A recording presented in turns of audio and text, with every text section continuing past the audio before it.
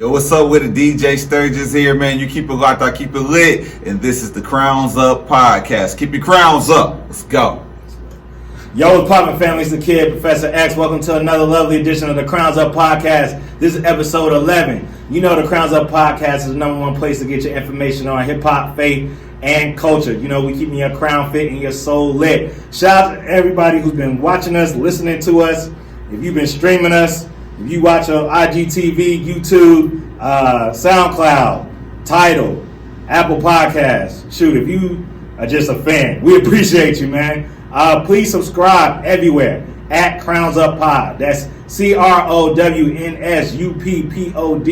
Crowns Up Pod everywhere, man. Tell somebody. We're trying to get to like 1 million subscribers, all right? So, share your people. If you want to get more information, if you want the best in hip-hop, faith, and culture, you already know it's us, all right? I got my brother in the building. I'm excited. If you've been rocking with us since day one, you've already seen him. You know what I mean? He's the number one radio personality in the city. He claims it. You know what I mean? I can back it. You know what I mean? He's pretty nice. Pretty dope. Without further ado, y'all give it up for DJ Sturgis, y'all. DJ Sturgis, what's poppin', family? What's up, man? Appreciate Welcome you, back. Man. Thank you. You know, everybody didn't get 2 rounds of the Crowns Up podcast. Two rounds? You a special individual, son. Well, thank you. Thank you. I didn't know that. Hey, man. So, Sturgis, for those that don't know you and who you are, what you do, what you about, can you just give a brief introduction about, you know? I'm a radio personality here in Atlanta, and when he said the statement as far as being the best, what my statement was is there's a lot of young radio personalities in Atlanta. Mm-hmm. I just happen to be the best. Mm-hmm. You know what I'm saying? Out of the young ones, you know what I'm saying? Like being at a station that we're at, you know what I'm saying? It's a lot of legends. So, you know, I don't go at the legends like that. But you know, as far as, you know what I'm saying, those that's up and coming, you can be up and coming, or you can be like me and be up and gunning. My man got the bars. Nah. Actually, give me up my bars, man. That's shout out to my boy Duck, man. Young plus another, man. That's my dog, man. He said that on some mixtape a few years ago. I just always held on to that one. Dog, I appreciate you, Sturgis, for being somebody who ain't gonna just jack somebody's bars and claim it as yourself. Nah. I can't do it. No swagger jacking over here. There's a lot of that going on. A lot of it going on. All right, we might talk about it. All right, so family, you already know we got to get into what's good with the culture. There's been a lot of good stuff going on in the culture lately. We got to talk about it. Can we get straight to it? Let's go. We got to get straight to it, right? Nick Cannon and Eminem. Yeah. They beefing. All right, for those that don't know, right? Years ago, has to been at least 10 years ago, maybe 06, 05, I don't know. We was young, all right? We know Eminem was taking shots at Mariah Carey. Yeah. Mariah came back with a clapback video and was quite solid. But he did take some jabs at Nick, right? So, M is featured on Fat Joe and Dre's, from Cool and Dre's, new album called Family Ties, right? They got a song called Lord Above, right? Song's going nice. M ends the verse. And he just randomly starts taking shots at Nick again. Oh, wow. Now, what I don't know is if something happened, he saw, because in the verse he talks about, I need to stop watching the news. So maybe he saw a clip or something like that made him just feel like, you know, let me address this once again, right? So M comes with some bars talking about, you know, he could never get caught slipping against Nick, you know what I mean? And he don't want to see him and stuff like that. So Nick decides he brings his Wildin' Out people and they do like a gang beef track. Right? The first one is called The Invitation. And in The Invitation, he pretty much saying that M is washed, you a crybaby, all this different stuff, right? Throwing little jabs, right? Yeah, I heard that. And he has Charlie Clips on it. You got Hitman Holla on it. You know, he got some heavyweights. He got some heavyweights on it, right? Yeah. And then he has another one that comes out. He's trying to pull a Drake move, right? He hits you back to back, right? This one is called Pray For Him, right? Conceited's on it. The whole Black Squad is on it, right? Yeah. But he does it to Renegade. Yeah. He does it to Renegade. Now, for those who are young, who may not know what Renegade is the song that Eminem and Jay-Z did back on the Takeover. No, it is called the Takeover album. No, it's not. No, it's not Takeover. I'm Blueprint. I'm tripping. My bad, Ho. I'm a Ho fan too. My bad. the Blueprint album. He has a song, Renegade, Jay-Z, Eminem, they going back and forth, whatever like that. Who you feel like won? We can debate that later. However, M has a phenomenal verse that a lot of people know, right? So Nick copies M's flow and pretty much continues with the antics like, you ain't saying nothing yet, we waiting on your response, blah, blah.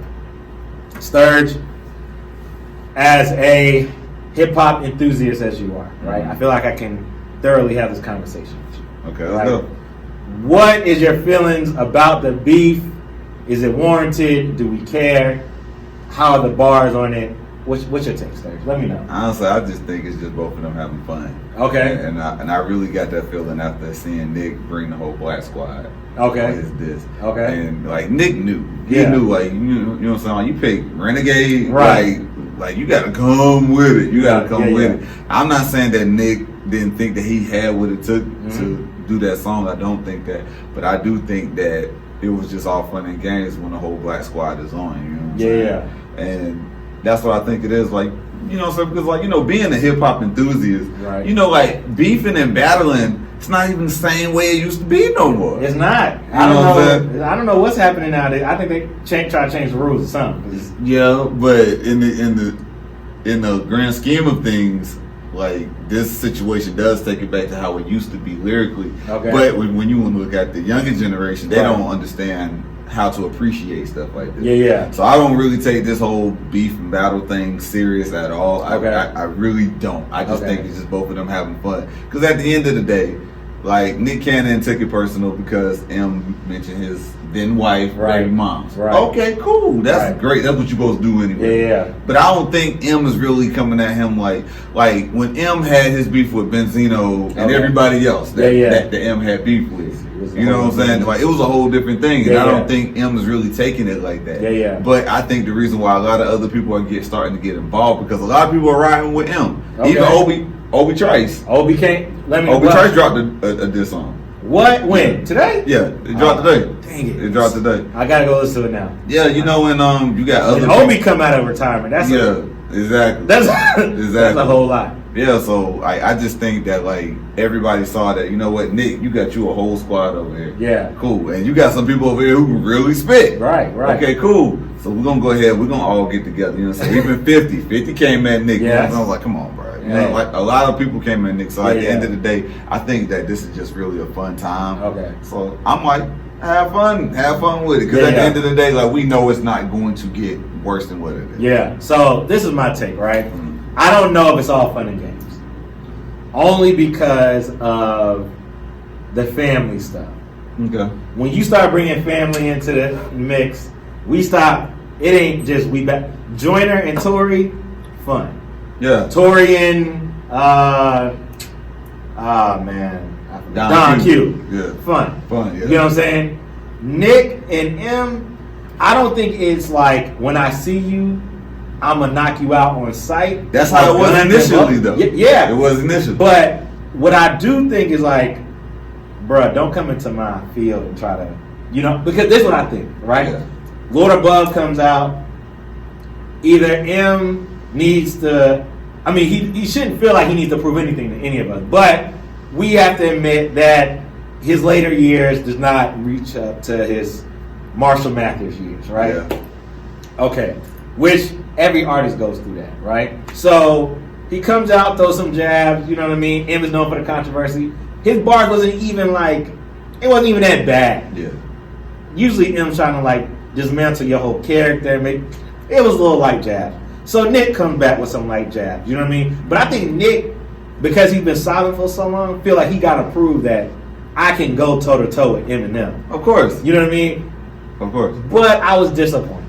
But this is why, though. This is why. Go ahead. I'll hear it. I'm disappointed because you know who you're dealing with. Yeah. You know that eventually he's going to come out of that ivory tower, as people may say. Yeah. And he's going to come with kill shots, bullet holes, hollow tips, whatever. You're not going to just walk out this unscathed. Yeah. And he's probably going to try to murk everybody on the Black Squad, clown them for being on Wild 'N Out. You know what I mean? And of course, he could use his numbers to inflate it. And I just don't feel like he went hard enough. Well, maybe he's trying to save it. Maybe he's like baiting them, like, just come on out here, so then I can roast you. And that's what I do want to say about your argument about the new generation, right? Mm-hmm. I think an issue becomes that we don't look at lyrical skill anymore. Right. We look at, is it a better song or can I laugh? Mm-hmm. That's what the battle has become now. Can I make fun of you? You know what I'm saying? I think I was arguing with somebody that I don't think that MGK got Nick. I think MGK proved that he can rap. I'm not Nick, M. I think that MGK proved that he can rap and be in the same room. But I think lyrically, I still think M ate him. But I think MGK made a better song. And if you could make a better song in 2019, you know what I'm saying? Yeah. Twitter fingers turn to trigger fingers. You getting body by singing. Like, Meek had the proof. Yeah. He had the facts. Yeah. But Drake just clowned him. Yeah. So it was like, Meek, you lost. Yeah. You know what I'm saying? So that's my take. I don't know. What you think, Sir? So you're disappointed in Nick, or you disappointed? I'm disappointed in both of them. Okay, well, here's the thing. We talking about Nick Cannon. Now, first of all, hold up. I rock with Nick Cannon. Yeah. I rock with Nick all the way around. You know what I'm saying? And like, I think a lot of people don't know Nick's background, though. You know what I'm saying? Because a lot of people don't know that Nick been in this game for what? Respect. As a kid. Nick Cannon show, Nickelodeon, and all that. Yeah, comedy. And he wrote his own rhymes and everything like that. And then he also did numbers when he did music too. Yeah. So I think a lot of people really don't put enough respect on his name. But the thing is, though, it's like, come on, man. Like, Nick Cannon going bar for bar with Eminem. If it happened that way, it wouldn't be looked at as Nick Cannon can hang with Eminem. It would be looked at as Eminem done fell all the way off because you let Eminem, Nick come get you. That's a good point. You know what I'm saying? So like, I'm never ever expecting too much. You know what I'm saying, in a situation like this, especially like somebody, you know, Nick Cannon. Even though Nick Cannon can go, but at the end of the day, you're going up against Eminem. Yeah. Now Eminem, on the other hand, I don't expect nothing either, because it's just like, come on, man, like, you can't expect Eminem to give Nick Cannon some bars that he would give to somebody who's a heavyweight in the game. Why not? Why don't we judge people on their caliber of skill? Like, why we have to cheapen their, you know, their excellence level because of who they're competing against? Floyd's still gonna get these hands whether Floyd gonna give you the hands whether you facing Pacquiao or you facing some no name. He ain't gonna just sit there and just like toy around with you. You know what I mean? He gonna give you the hands, but at the end of the day, his paycheck ain't gonna be the same. So it's still gonna be different somewhere. Yeah. It's still gonna be different somewhere. So like, at the end of the day, like with M and Nick, it's like, I can't expect him to really try to body Nick, and I don't think he was trying to anyways, because it's all fun. Yeah. Like, at the end of the day, we going back and forth about a woman that you're not even with no more. Right. That's a fact. You know what I'm saying? And I think also, like, I think this is just a warm up. Yeah. Right. Yeah. So maybe my expectation is too high, and for those who are watching or listening to the beefs and stuff like that, maybe we shouldn't have high expectations. But I pray right now, I'm gonna have to give it 1-1. I can't even give it. I don't even care about the fact that you came out with a second one. Yeah. I gotta still give it 1-1. Yeah. Hopefully, M, I need you to come back. Just a little light. Give us a little light work. I feel you. Just for us to be like, ooh, he ain't sleep. And then I guess you can go back and do what you need to do. Well, I mean, like, M kind of showed that on his last album that he wasn't sleep. Yeah. And then you saw what happened with that, though. Right. You know what I'm saying? Because all things considered, first listen, everybody was like, yo, M still got it. Yeah. And then, you know, let a week pass, and then you listen to it probably about at least one more time. Yeah. Everybody was like, Yeah. But at least we know he still got it in. Yeah. He still got it. Absolutely. And he's always had it. You know what I'm saying? I think it's just, sometimes it's just different when you step into that booth. Sometimes, you know what I'm saying? Like, it just depends where you at. Yeah. And then you got to understand that Eminem's fan base is big. Right. Yeah. It's largely white. Yeah. You know what I'm saying? Like, how many not too many black people was rocking with Eminem, especially Marshall Mathers.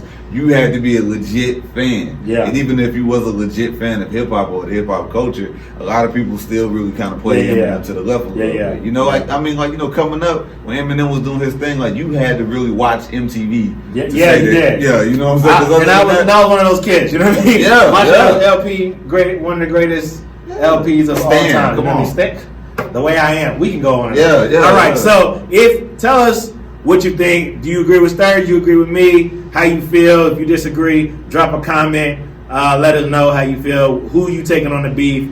Is the beef going to keep going, or is that all we got? Let us know. Next topic, before we wrap up, what's good with the culture, is there's a lot of black excellence in media in Hollywood right now. All right? If you haven't watched Queen and Slim, you're asleep. All right? Go find you a boo, a bae, somebody. Go to AMC, go cop your tickets, and go watch Queen and Slim. All right? It's amazing. We got Chadwick Boseman with 21 Bridges. Black Panther 2 about to drop again. We got new Just Mercy with Jamie Foxx and Michael B. Jordan dropping. Black people are taking up. Of course, Issa Rae and Lakeith got a new movie about to drop. Yes. Issa Rae got Insecure. Yes. You know what I'm saying? We got a whole shout out to Regina King is the lead in Watchmen on HBO. Yes. You know what I mean? Yes. Black people, black women too. Salute to you, queens. Are killing it. Yeah. But there are some people in the Black Republic who do not like the way that black people are being represented, right? The narratives, the stories, the way endings go, you know, and of course with everybody you're going to have some things. Sturge, what is your take on the black excellence in media today? Are we doing a good job, or can we do a little better? Like, We definitely do better. Okay. I think like a lot of the complaints that come out about a lot of the black films that's coming out is just the fact of like the storyline and what they're really covering. You know what I'm saying? It's a lot of slave movies that was made. You know what I'm saying? There was a lot of slave movies. A lot of slave movies, and I think a lot of people are tired of that. But I think like one of the complaints a lot of people are really saying, you know, especially about Queen and Slim, it's just about like certain things that you would want to happen. Right. Yeah. It doesn't happen that way. It happens sideways. But here's the thing, though. Like, I don't want to tell you the movie, so if you didn't watch the movie, you know what I mean. You might want to skip this part. But I think as black people, like we go into a lot of films with expectations. And then we end up getting hit with the harsh reality of what it's like to be black. Right. We get reminded of that, and I think that's really the problem that a lot of people are having because. Ice Cube said this once in an interview. I think he said this in an interview with Tigger on the Rap City Basement. He was on Rap City, I know. Yeah. But he said, one thing he said was, I'll never make a movie about hood life because we're living it. We need to escape. Yeah. And that's why I made all the other movies that I did make. You know what I'm saying? And I think that's another thing. Like, I think a lot of people are really wanting to be like, dang, man, you know what? I would just wish that we would just have a feel-good story. You know what I'm saying? Queen and Slim. Right. When you first saw that trailer, you can't tell me that you did not expect a good outcome with that movie. You can't tell me because I did too. Right, You know what I'm saying? But at the end of the day, I think that's part of it. But I think we need to do better because honestly, I would love to go back to how it was in the 90s when it came to filmmaking, you know what I'm saying? Because that's when all of the major stars that we grew up on, a lot of them got their start. And a lot of black filmmakers was really doing their thing. Like, it was a lot of black films that came out, you know what I'm saying? You can do the Spike Lee movies. Denzel was killing it. Love and Basketball, you know what I mean? The Wood. What? Mo Money. Top five. Mo Money, Strictly Business. Even like the whole Wayans family, the brothers, and like I mean, like you can start from like late '80s, Shane to the '90s, Shane, exactly, So like when I look at that, I would love for us to go back to those days, but I want more black directors. I want more black writers. Facts. You know what I'm saying? And that's part of the problem that we're still having. Like I think we still need to get more people in there. Of course, we still have Will Packer. We got Tyler Perry. You know what I'm saying? Spike Lee. He still does movies every now and then. You know what I'm saying? I mean, like we still do have black filmmakers, and then you got you got Jordan Peele. Jordan Peele. And Ryan Coogler. Creed and Black Panther. Yeah, exactly. But I just want more. But I think we're going to get there eventually. You know what I'm saying? With Issa Rae. Wade. With everybody. And then even though, you know what I'm saying, like other black female stars, you know what I'm saying, that we grew up on, I would love to see Nia Long direct a film. Write a film. You know what I'm saying? Like I just would like to see more. You know, I mean like we doing our thing. We doing our thing, but the thing is we have enough power to just completely just take all the way over. Yeah. You know, and I think that that's what's eventually going to happen. Mm-hmm. But I think one way that can really happen is if, for one, we have more filmed here in Atlanta and in Georgia. Yeah. You know what I'm saying? Well, we know Atlanta is a booming city. Everything being filmed here. I agree with you. I think you made a great point about the reality thing. That we get slapped with a taste of reality and we don't like it. And so my then question is, do you feel like it's art imitating life or life imitating art? You get what I'm saying? Because it's like the endings and the things that happen, right? The storytelling needs to be real. Yeah. You know what I'm saying? So most times black people don't end when they're doing something against the grain in a way that's glorious. Yeah. Very few times do you become the hero. In the larger, you may be the hero within us, but in a larger society, you're oftentimes victimized and villainized. You know what I'm saying? Yeah, so like for instance, or Queen and Slim, or Best Man Holiday, or Creed, or any, like, you know what I mean? These black films with these black directors, is it that they're just picking stories and trying to tell it to the best of their abilities that are true to how real life is, or is it like figments of magic? Is it art? Is it this is what's going on in life, so I'm gonna put it in art, or this is art trying to imitate life? What do you feel? I would like to say it's a mixture of both. Okay. But here's the best example I can give. Let's take it back to the early '90s. Boys in the Hood. Right. Good story. Yeah. It was real. Yeah. It was real. But then here goes the part where everything switches. Ricky gets killed. Right. Yeah. And that takes you right back to reality. Ricky was on his way out. Right. He had options. He even thought about going to the service. Yeah. He had a scholarship waiting on him and everything. Yeah. Look what happened to him. Yeah. It takes you back to that. You know what I'm saying? So I do think that it's art that's imitating life. Because, like, I'm gonna quote Carlos Miller. Yeah. Being black is like playing your life on all Madden. It's like that. Like you never know. Those are facts. You know what I'm saying? Like you never know. And I think, you know, sometimes like the bad endings, hate to say it, man, like a lot of people don't like the bad endings, but that's really what it is sometimes for us. You know what I'm saying? Yeah. Hey, I mean, shit, look at what's going on in Atlanta right now. You know what I'm saying? Like you got women disappearing all the time. Like all this stuff, you know what I'm saying? Like it's always something crazy going on. But at the end of the day, sometimes it should be life imitating art. You know what I'm saying? Because at the end of the day, all things considered, we as black people, we all have our different forms of PTSD. But at the end of the day, come on, man, take me out of that for a second, man. You know what I'm saying? Like, because honestly, I legit want to see a love story where don't nobody die. Right. And there's a few of them. You know what I'm saying? But just like today, like I would love to have a movie. I'm not necessarily saying that it's a hood movie. But you know what I'm saying? A movie that mimics life today. You know, and you know, like people ain't necessarily smoking crack no more. You know, so they popping pills or whatever like that. But I would like to see that. But I would like to see a positive ending to that. You know what I'm saying? Like, give me the kid. You know what I'm saying, that came from the hood, mom on drugs, dad in prison, whatever like that, but he ended up going to college. But here's the thing though, on the flip side of that, every time we had the good black stories that ended well, they didn't do too good. Look at Anton Fisher. Look at Anton Fisher. The Blind Side. Talk about it. You ain't watching those on the regular no more. Yo, I was about to hit you with that and you said it. That's the issue. I think the issue becomes that, one, there isn't a lot of money. Let's talk about it. Okay, there isn't a lot of money that these filmmakers are being given. So Ava and Lena and Ryan, they got to pull this, unless they making these big deals. You know what I'm saying? They got to pull something out of the hat. You know what I'm saying? So that's one. Second thing is that black people don't support regular life. We don't. It's either got to be overly dramatized, a comedy.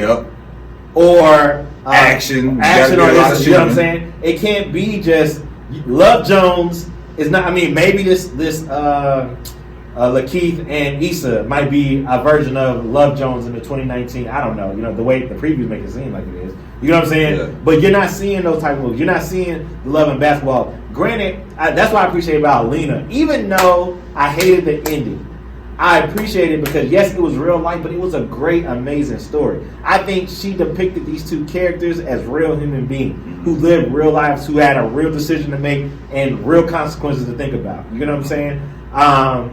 And I think that in all these movies, the new writers are coming out. They're trying to do their best representing as well, because a story got to be believable. Yeah, you know what I'm saying? Yeah. Just like, you know, they trying to make. I heard that Michael B. Jordan, respect it, Michael, I love you, man, but it was like shooting for Superman. Like, Superman ain't black. In no history has the Kryptonian been black. You know what I'm saying? Now, would a black Superman be great? Maybe, but is it going to be believable? I don't know. If for 50 years we've known that Superman has been white. Yeah, you know what I'm saying? Like, come on, man. Just like James Bond. Like, would he just have killed James Bond?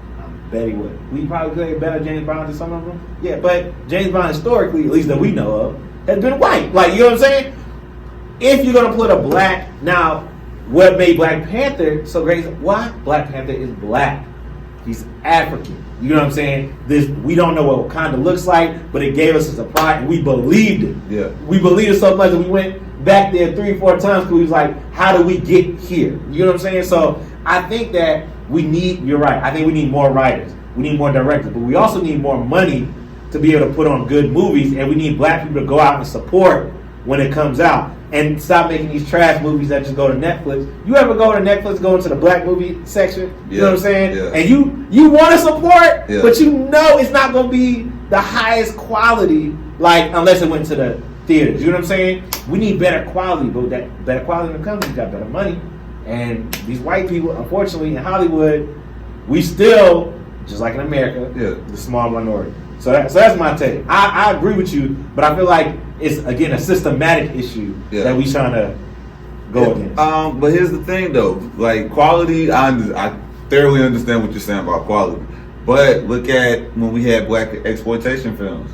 Yeah. Black people, we had Blackula. It was like 4 different Blackulas, bro. Yeah. And black people supported that. Yeah. See, one thing about it, I think black people, we can sometimes, I'm just only speaking on our community. Yeah, like, yeah. I think every community is like this, but just speaking on black community, we can be real duplicitous in our support. Come on, duplicitous. You see Sturgeon with the collar. Yeah, you know what I'm saying? So I really do think that, you know what I'm saying? Because at the end of the day, we supported black exploitation films. Yeah. You know what I'm saying? And them wasn't always the best quality. They weren't. But at the end of the day, thing about black exploitation films was it was none of us in films at all at that time. You know what I'm saying?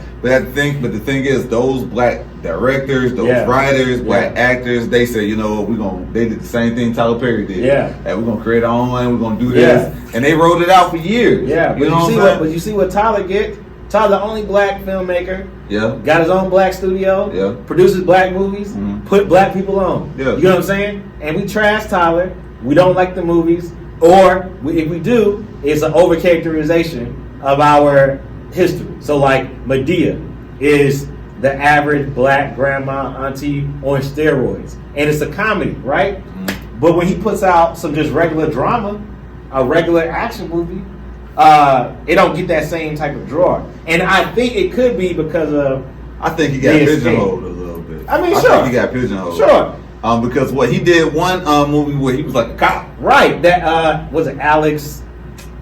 I forget what it was. But I know exactly. Yeah, I mean, I saw like probably 15 minutes of the movie. You know what I'm saying? But I've never really fully seen it. Yeah. You know what I'm saying? But I think another thing is like people pigeonholed him into this. Yes, you know what? You can make this movie for black people, black women largely, and black people who go to church. Yeah.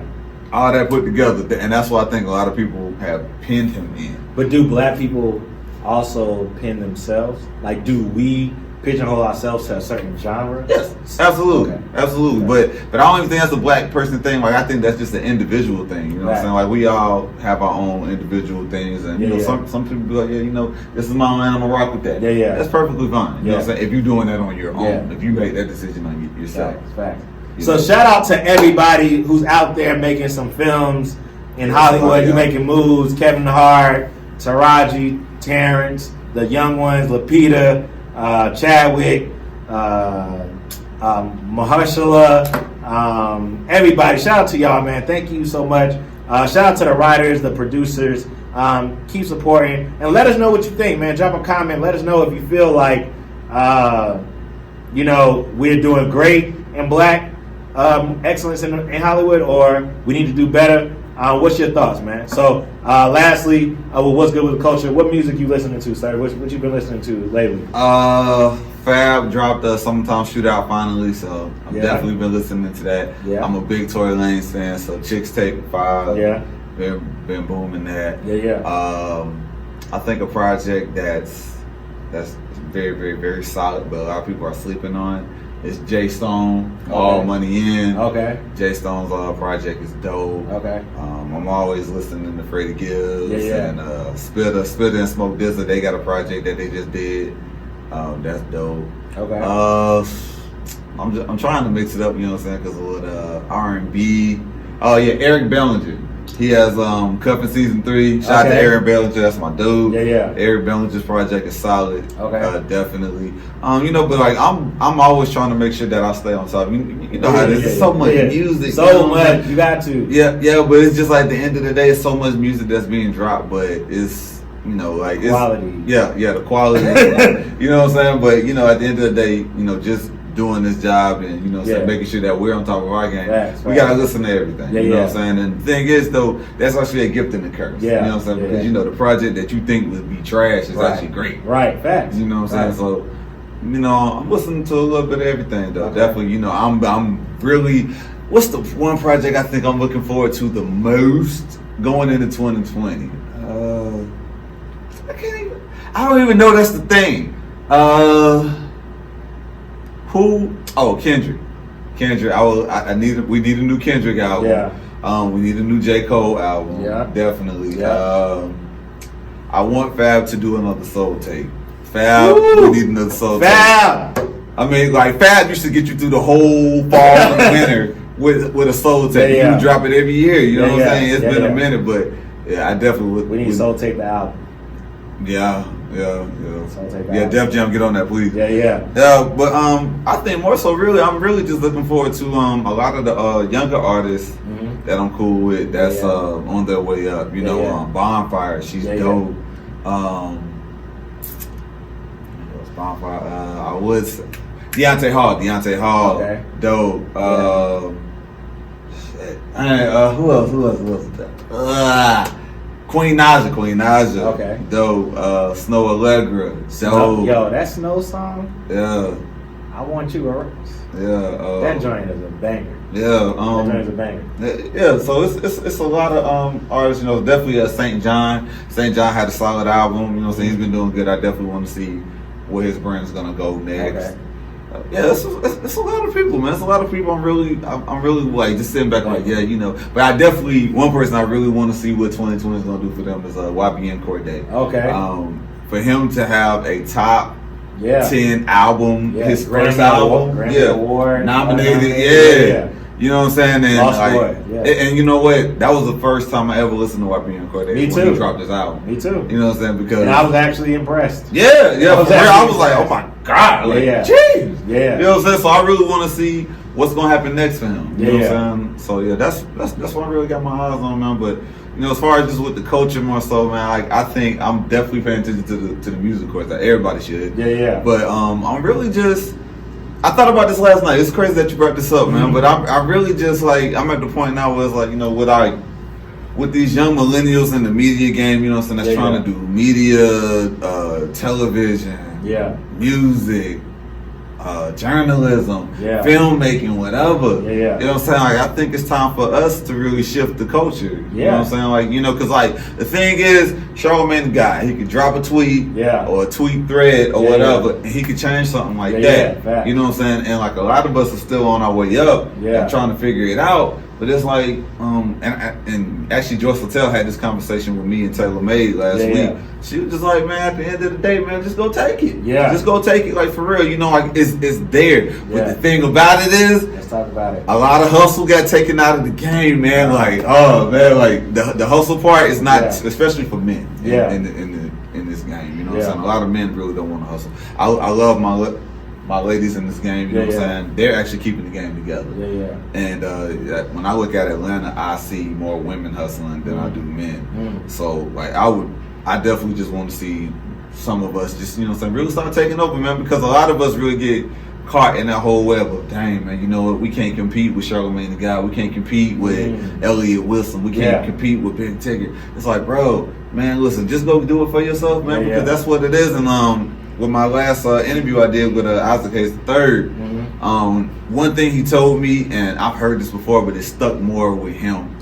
And just thinking about it more afterwards is that's like, it don't matter what type of system it is, what type of organization it is, whatever, what type of company. At the end of the day, they want the people that's going to break the rules, that's going to push the envelope, that's going to do it. You know what I'm saying? That's what they want, because the thing about it is, though, that person is always going to stand out. Facts.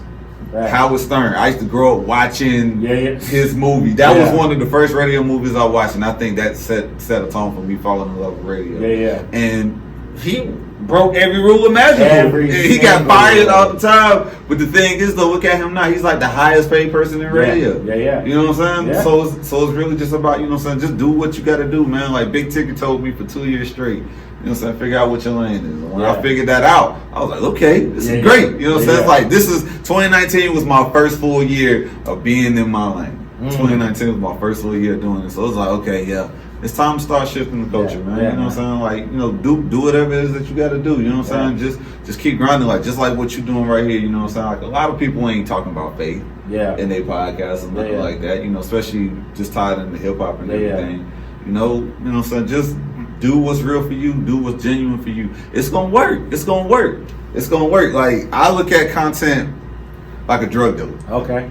And the only reason why I can compare it to the drug game because I grew up around so many drug dealers. It's all right. This is a safe space. I look at content like the drug game, man, for real. You know what I'm saying? It don't matter what real estate you got. Stringer Bell from The Wire said this. It don't matter what type of real estate you got. If your product ain't good, it don't mean nothing. It don't mean nothing. And it's like, yo, man, forget, man, we ain't going for clickbait stuff, man. For real. Like I fell in love with this game. I stayed with the Source magazine. I stayed with Bob. Stayed with Double XL. I watched Rap City. I watch Big Tick every day. That's my big bro now. You know what I'm saying? I'm like, bro, listen, let's go back to them days when we just made stuff that people genuinely like. Dog, forget. You can say whatever you want to say about the Breakfast Club. At the end of the day, they the only radio show in America that created a platform to where when you come there, you got to be 100% transparent. You know what I'm saying? So you can say whatever you want to say about Envy, Charlamagne the God, Angela Yee, or whatever. Who else you know was getting that type of stuff? You know what I'm saying? Like I'm trying to do that. You know what I'm saying? And I encourage everybody to do that. You know what I'm saying? Like whatever it is, man. Like if you grind for it, man. But you got to understand, dude. Just be genuine with it, man. Cause I'm thinking long term. You know what I'm saying? Like and you should be thinking that way as well. Because like the station we seen people who've been in the game over 20 years. Over 20 years. Over 20. But at the end of the day, I saw so many age out. And we steady see it every day. So it's like, okay, listen, you see what's happening. You can have your time, but what's going to make people remember you? Tigger, dog, every event we go to, I see plenty of kids that never even saw an episode of Rap City running up to him. But he created that longevity for himself, man. Like, dude, in this game, you already know you working for yourself anyway. Even if you got you a job, you working for yourself. So what are you doing, dog? You know what I'm saying? Like it's so much room. It's so much room out there, man. It's so many things that you could be doing that can make you stand out. Make yourself stand out, man. Like that's what I'm really on, man. And like I'm on that for everybody. I want everybody to go get that for themselves. Yo, so what you didn't know is Sturge just gave you a whole sermon real quick, and he definitely led us into the Crossroads segment, right? So you know Crossroads is a segment where we talk about an issue of faith that's millennials or just people in general are dealing with. And one of the things I'm personally struggling with is endurance, right? How do you endure and stay faithful to the vision or the goal that God has given you when your obstacles and everything around you looks crazy, right? And so I thought about this with Sturge and wanted to hear his opinion because I know a little bit about his story, but you all may not. And so in your time of being in radio, being like I said, a hip hop head, you grew up in Rap City, you moved around Clayton County, you know what I mean? Yeah. How have you been able to endure and be faithful to the dream and the craft when you may have felt like it was your time and you didn't get it, or you might have been looked over, or you might have been thrown to the side, or you might have, not have gotten, you may not even still be where it is that you want to be, and you still may feel like you're kind of like, you see me but you don't see me, like type of situation. Like, how have you endured it? And can you, I felt like you spoke on a little bit just before, but can you just go in a little bit more for the people, like, what advice would you give, or like what has happened in your story that made you just like keep grinding? You know what I mean? I think with me per se, I knew I was gonna have to work for every bit of it. Okay. And I definitely didn't expect no type of handout. I don't expect nobody to do nothing for me. Yeah. It don't matter how big it is, how small it is. I don't expect nobody to do nothing for me. So like, I came into the game knowing I was gonna have to work my way all the way up from the bottom, which is what I did, and which I'm still trying to do. Yeah. But I think really my mindset was, okay, I came into the game knowing that every eye was stacked up against me. And I felt like it was just God and me. Okay. And that's all I did. Like, I didn't have no connections. I ain't had nobody ride for me like that. You know what I'm saying? Shout out to my immediate family. Y'all, they been around with me day one. So like, other than that, but at the end of the day, it don't matter how much support you got, you still got to go do it on your own. And like, just like stuff like when you get passed up, every time I got passed up, I would feel some type of way. Yeah. But just me looking at the bigger picture, I always knew it was a reason why I got passed up, so I never got mad. I never took it too personal though, because like I said, you know what? It gives me time. It gives me time to really get better and better and better. Like, you don't want the opportunity before when you're not ready. You know what I'm saying? But the thing is though, you got to understand that God will let you get passed up, because the thing about it is though, man, imagine God, like, okay, I graduated college when I was 25 years old. It took me 7 years to get my bachelor's degree. Okay. People, like, you been in school 7 years, that's like being a doctor. Okay, it took me 7 years to get my bachelor's. But one thing I always said was, had I graduated school in 4 years and got right into my career afterwards, I probably would have messed the whole thing up. Man. You know what I'm saying? That's good. So, like, it's hard, but the thing is though, man, it's like, you really gotta understand that faith is the substance of things not yet seen.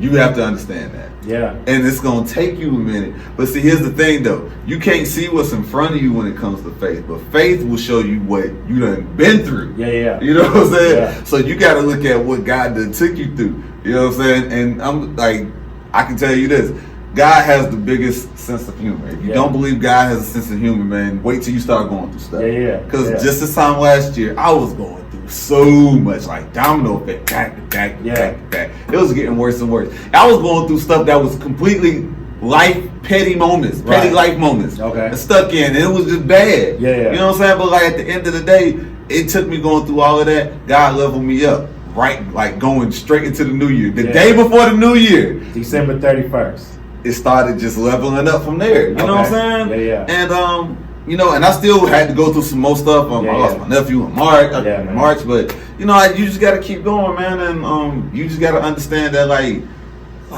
you gonna have those nights where you driving home, and the only thing you can say is, God, I'm not gonna give up. That's the only thing I'm gonna tell you. I had those nights plenty of times. Plenty of times, you know what I'm saying? I remember, when I first got in radio, I was working here, and then I still had to work my corporate job. You know what I'm saying? I hated my corporate job. And I would just be like so drained and so tired and so frustrated. Like, man, I just want to be fully into my career and a lot of stuff like that. But every time I would just have to say, God, I'm just not gonna give up. My first on-air job down in Macon, wasn't getting paid nothing. You know what I'm saying? And I remember getting off the air every Friday night, 4, 5 in the morning, walking to my car. As soon as I get to my car, I'm just like, I would pray all the time. You know what I'm saying? Like, you have to understand that, like, picture yourself like a piece of art. You can't make no Basquiat in one day. Yeah. It's gonna take you a minute. Yeah. But the thing about it is, though, I'd rather God take me through everything that I need to go through, so when it's time for me to get it, I'll be in better position to keep it. Yep. It ain't what you get, it's what you keep. Stirred up these jewels. So I mean, like, running, man. so like, really with endurance, man. Really with endurance, you have to understand that. Yeah, you gonna have them nights you're gonna cry yourself to sleep. I have them. Yeah. We've all had them. You know what I'm saying? But you just got to be looking like, okay, look. I cried last night. I woke up today. So if you woke me up today, I got an opportunity to go change it. Do whatever it is that you can to change it. And there's only so much you can do. Right. It's only so much that you can do. But at least take a step to doing it. That's my goal. I remember I could not go to sleep unless I did something productive. And like, I just came to the point to say, you know what? As long as I take a step, that's all that matters. Even if that step is just sending out an email. That's a step, and it's gonna make tomorrow easier. And not only that, but you just gotta understand that, like, it's just part of it, man. And then, like, let's see. Here's the thing about faith. Faith will show you a lot, and it'll take you through a lot. But see, here's the thing that happens with us. We get in our own way. I am listen. When I look in the camera, I am my own worst enemy. I know that for a fact. I never think about competition. I think about me, because I know I'm my problem. You know what I'm saying? But it's like, sometimes, man, you just gotta. You can't look at your journey and compare it to somebody else's journey. You can't do that. It's not for you to do that. It's hard, though. Yes, and it's hard. It's hard. It's hard, but here's the thing, though. If you give it time, eventually you're gonna see past that. Because, like, prime example, look at Big Tigger, my big bro. That dude started in college, got his first on their job in college, been taking off ever since then. Right. You know what I'm saying? Meanwhile, I was 25 when I graduated from college. Dang, I was old. You know what I'm saying? Okay, so I was 25 when I graduated from college. I started at my last semester of college.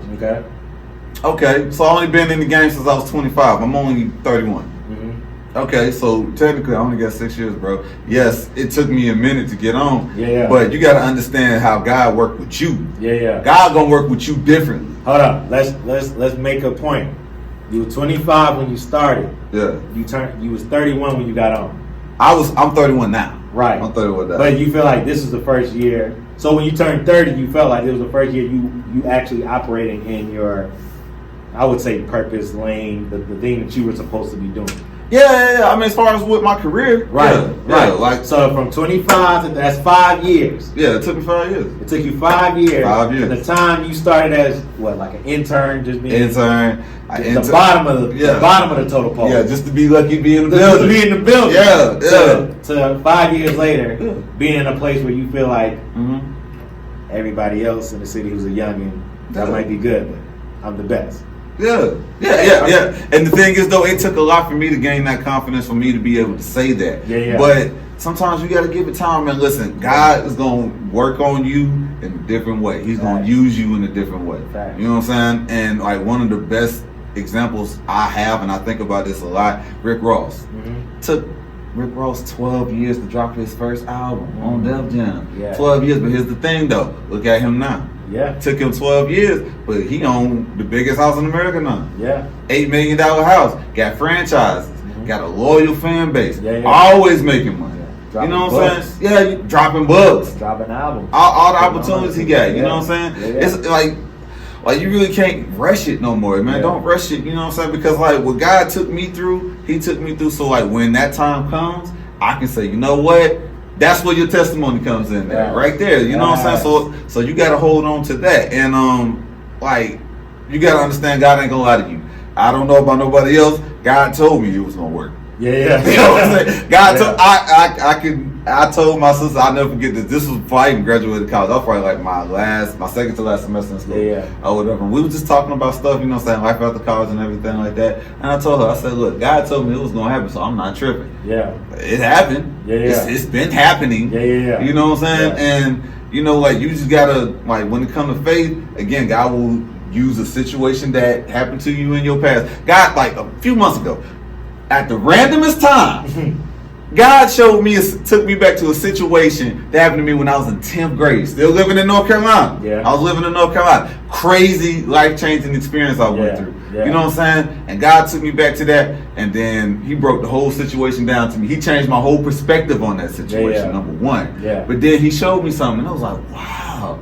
You mean tell me God been watching me this entire time? Like, jeez. Like, okay, dang. So, you know what I'm saying? So, like, you really just got to understand that, you know, He going to take you through it. But sometimes, man, He take you through it just so you can be great. Yeah. Hey, if you want to be great, like, I'm in it to win it. Yeah. I'm in it to win it. Yeah. So, hey, like, it took me a minute, man. But, like, and that is really my thing in my life, I noticed. God took me, like, with anything, I may have been the last person to get it. But once I got it, kept it, and not only did I keep it, it got better. I was in high school. All my boys in my crew, everybody had a car. Senior year, there's 4 of us in the crew. All 3 of them had 2 cars apiece. We seniors. We ain't rich. Ain't none of us rich. All of them got 2 cars. I had no car. None.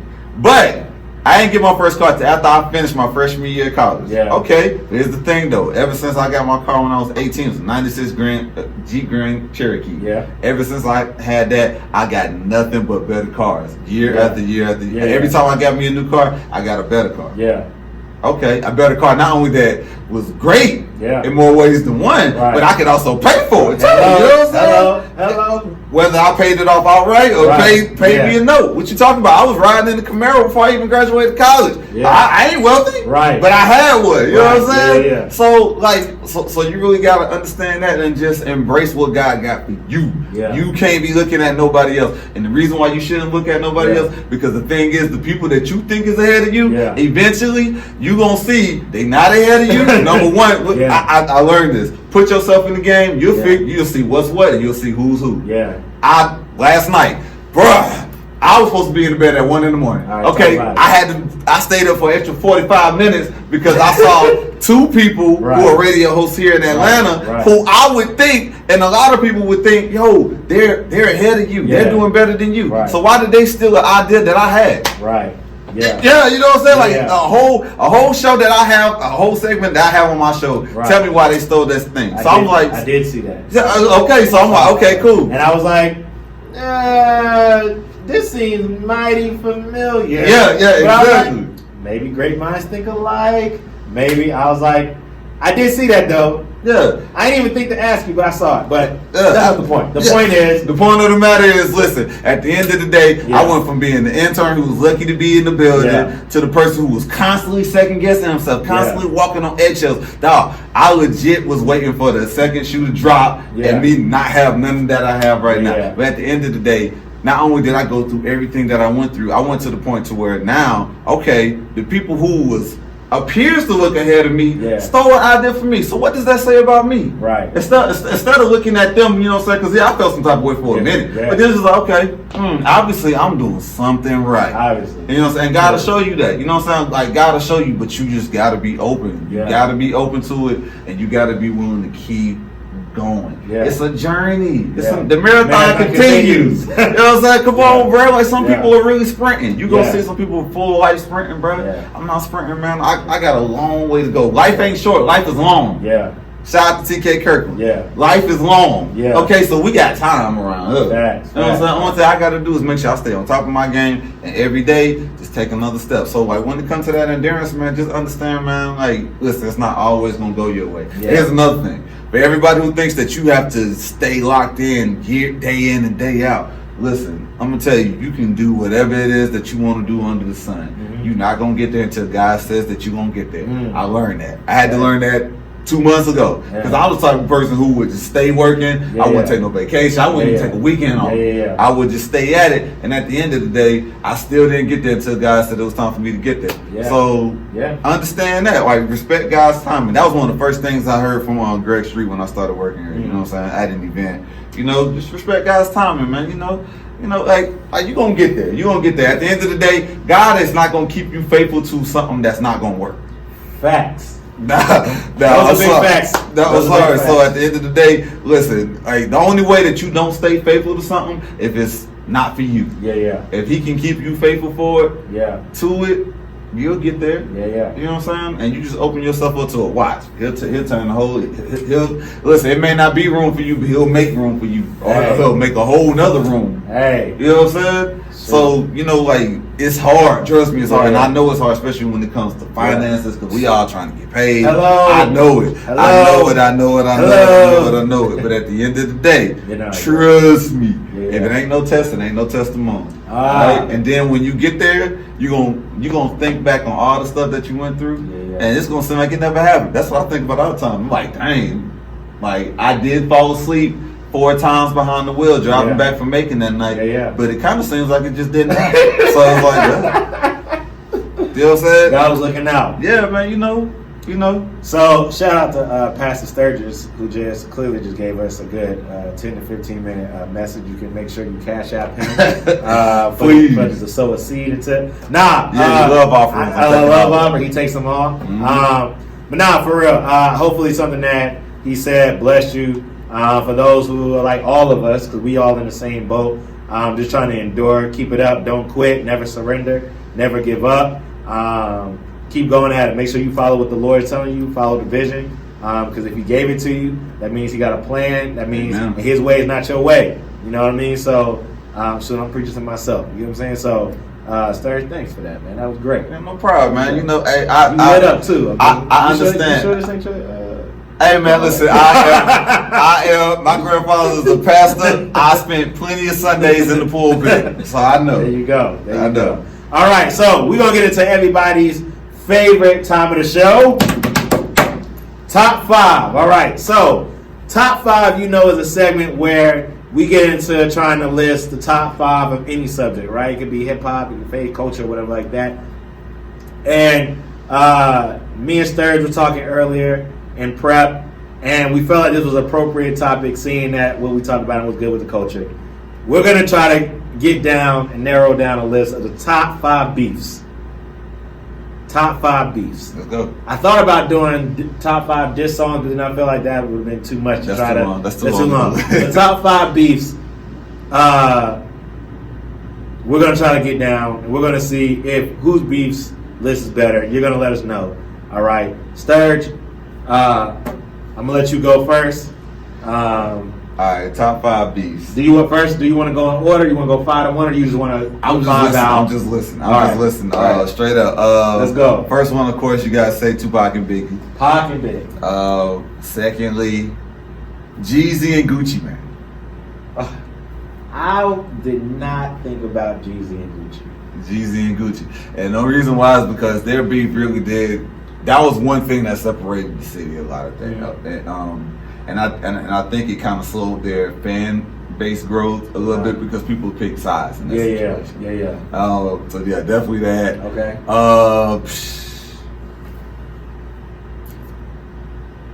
50 Cent, Ja Rule, gotta go there. Because especially back then when 50 Cent was mixtape 50 Cent, oh my God, the most disrespectful person that played it. Yeah. But yeah, definitely that. I definitely want to do a lyrical one. Beans and Jadakiss. Beans and Jadakiss, definitely. Yeah. And lastly, top 5 beef. I'm trying to think of a region that I haven't touched yet. I'll just stick with the South. T.I. and Lil Flip. And honorable mention. Hold up, honorable mention. Tip and Lil Flip was a good one. That was a good one. And honorable mention, Game versus the whole GM. Game versus the whole GM. Yeah. Okay. All right. So, I'm gonna have to go back. I'm gonna do a little history work for this one. First, I'm gonna have to go with KRS-One and the Boogie Down Productions versus. Oh wow, you took it all the way back. MC Shan. But that's your ears. That's your ears. You have to, because that was if for that beef to not have occurred, we don't get Illmatic. Okay. We don't get Illmatic because Nas had to prove that Queens was not suckers. So that's why he delivered Illmatic. Mm-hmm. So for anybody who thinks Nas is in their top, you know what I'm saying? You gotta give respect, because even though I wasn't even around during this.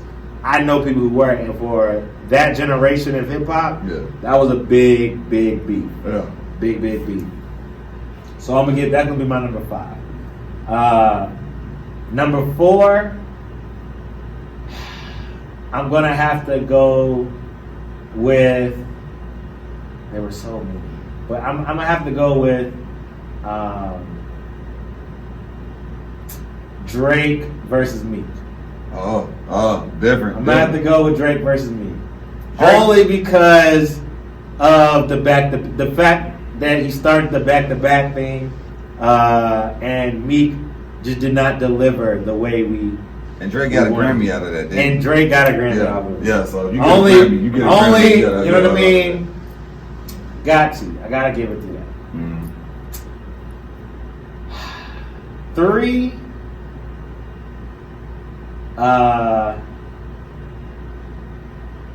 See, I don't even feel like it was that good. That might be the honorable mention. I'm gonna give that an honorable mention. 3, I'm gonna have to go with Beans and Kiss. Okay. Because it was just lyrical madness. Yeah, that's all it was. A lot. And it was a lot versus state property. Like, and that's a lot. That's a lot. That's a lot.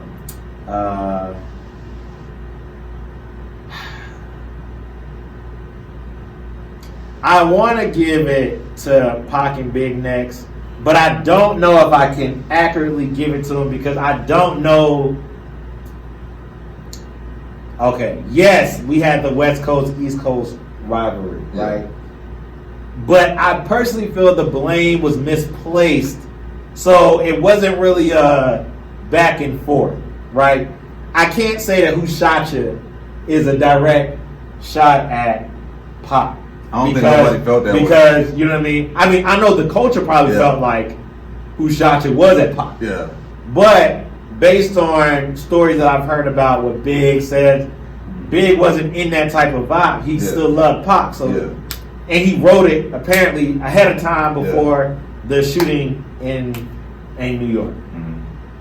I will say that is is a disrespectful record of Hit 'Em Up. Yeah. It's disrespectful. But I don't think that I can give it to that I think I'm at number 2.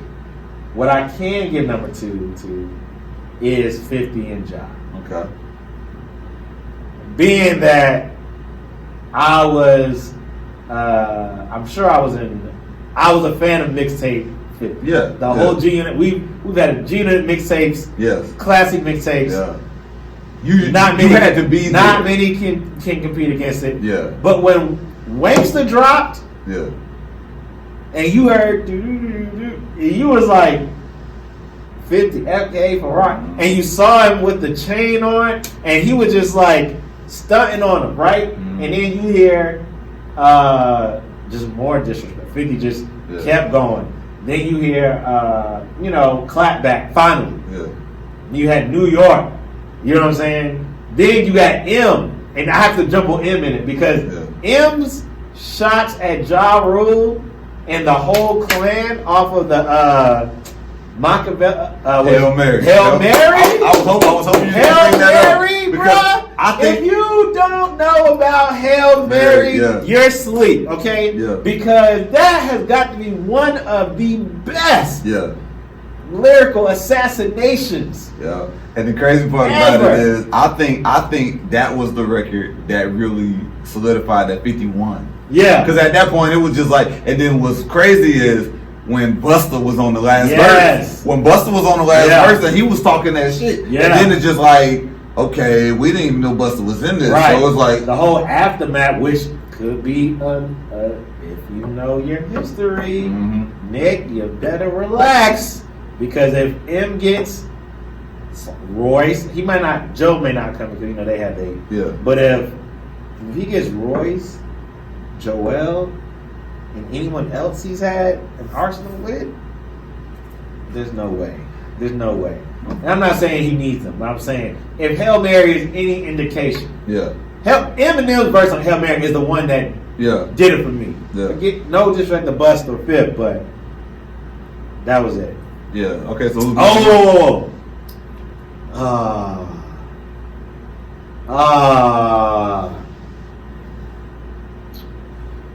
Ooh, this is hard. This is hard because, okay, I'm going to have to go with 1A and 1B. This is new for me. Okay. I'm going to have to go with 1A. Go ahead. 1A, I feel like greatest beef of all time is Jay-Z versus Nas. How you could not mention that, Sturge, I'm a little bit disappointed. No, I mean, like, I thought about it. But the it's just Takeover versus Ether, super, like, that was the biggest thing that has happened. You know what I'm saying? The battle of the kings of New York. Mm-hmm. You know what I mean? Yeah. When Takeover, you was just like, what is this? Yeah. Why? Where did this come from? Yeah. But when Ether dropped, Yeah. Ether, that itch that make your soul burn slow, I was like, man, if I didn't know who Nas was before, Yeah. I knew Ether was the song that, like, if you wasn't up on Nas, you had to get up on Nas. I had to do some research after Ether. Okay. You had to do some research after Ether. Okay, so who's 1B has to be Nicki versus Ren. This is why. Okay. Sheether. Nicki didn't really have much of her. The whole no frauds was trash. Yeah. But Sheether, I've never seen a woman dismantle another woman like that. It was bad. That when she said, "You hear that and you really need to cry, go home and cry to your mom," I'm with it. I feel like Nicki probably went somewhere and cried. Think about this, right? You look up to Rem. Yeah. You want to be Rem. Rem is your go-to. You know what I'm saying? But the way you move and shake is making Rem feel some type of way. And then Rem not only takes you out, talks about your brother in jail, talking about your butt shot, talking about me, talking about. I'm like, if you thought Rem wasn't a problem, you needed to do your research too. So that's why I'm saying 1, because 1, females in hip hop really going at it. I mean, you had Nicki versus Kim. Nicki dismantled Kim. You know what I'm saying? But I just feel like Sheetha was just it was that level of disrespect that was like on an all time line. But we do have to give some honorable mentions. I want to say, you said Tip and Flip. I remember Tip and Flip, and Tip and Flip was good. But I feel like Tip and Luda, the Stomp remix. Yeah, but Tip wasn't even throwing a shot in that though. That was the thing. Like he gave him one bar. He gave him a bar. And Luda gave him a whole verse. You know what I'm saying? So it's like, okay. And then at the end of the day, nothing else happened from there. Like Tip never responded like that. Yeah, but the Jeezy and Gucci one, I can see. Yeah. For the city.